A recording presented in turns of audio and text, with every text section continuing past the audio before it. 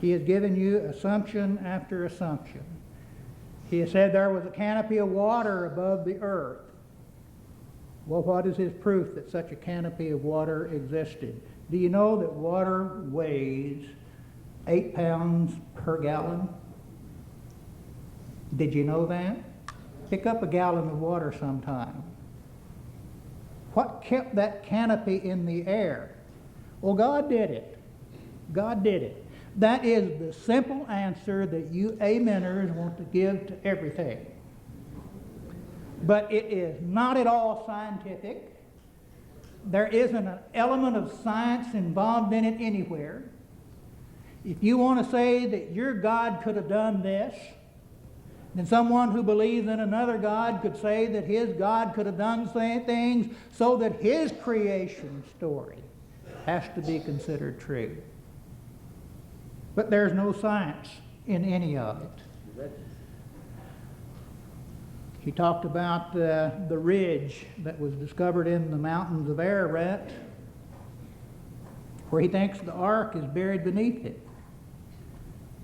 Well, why doesn't somebody just go there and dig it up and show it to us? Have you ever noticed what I'm going to call the rotten luck syndrome for these people who man all the expeditions to go to Mount Ararat and look at the wood that they find there and the ark that they claim that they have seen there, and they take pictures of it. And on the way down, the guy carrying the camera falls off a cliff or something and kills himself. Or the expedition is raided by bandits and they steal all of their supplies, and woe and behold, when they get back to civilization, they don't have the pictures. It's always something like that happening. That seemed rather unkind of God to do that, because if he'd let them get back with the pictures, maybe prove to us that something like that is there, then maybe there wouldn't be people like me standing before you tonight denying that it's there. But he suggested that the ark is in this ridge somewhere in the mountains of Ararat. But then he said that he has seen samples of wood from the ark. And I assume that he's talking about the samples that guys like Joseph Navarra claim that he has brought back from Mount Ararat. So where is this ark? Is it on Mount Ararat? Or is it in that other place buried under that ridge that he talked about? Noah built the boat in 100 years, he told us. Well, how did he arrive at that? He's just pulling a figure out of thin air. Where's the science involved in this? And didn't I tell you something? Didn't I tell you that he would not be able to deal with the 300-foot barrier to building wooden ships? If you think that he dealt with it, then you must be able to see something that I can't see. Because he said the people were just smarter back then than we are now. And so they could do great things that we can't do today. Where is his evidence of that? Where is his proof of that? It's entirely speculation. And I'm going to read his proposition to you again. This is what he agreed to affirm. The Genesis story of the worldwide flood is scientifically accurate in all of its details. And what did he do? He stood before you and admitted that he couldn't prove it scientifically. I want you to check the tapes, because unless my ears played tricks on me, that's exactly what he said in his second speech. That he cannot prove scientifically that it happened. Well, that if he can't prove that it happened scientifically, then why in the world did he agree to affirm this proposition? He talked about the 6-to-1 ratio. Bible inerrantists like to talk about the 6-to-1 ratio of the ark. But what they do not tell you, my friends, is something that you need to know. By the time the Genesis story was written, Shipbuilding had developed to the extent that people understood that that 6-to-1 ratio was ideal for the dimensions of a ship. He would have you believe that Moses wrote the book of Genesis.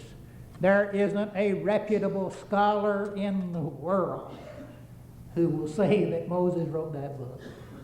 It was written hundreds of years after the time that you believe that it was written. Stop living in fantasy land, my friends.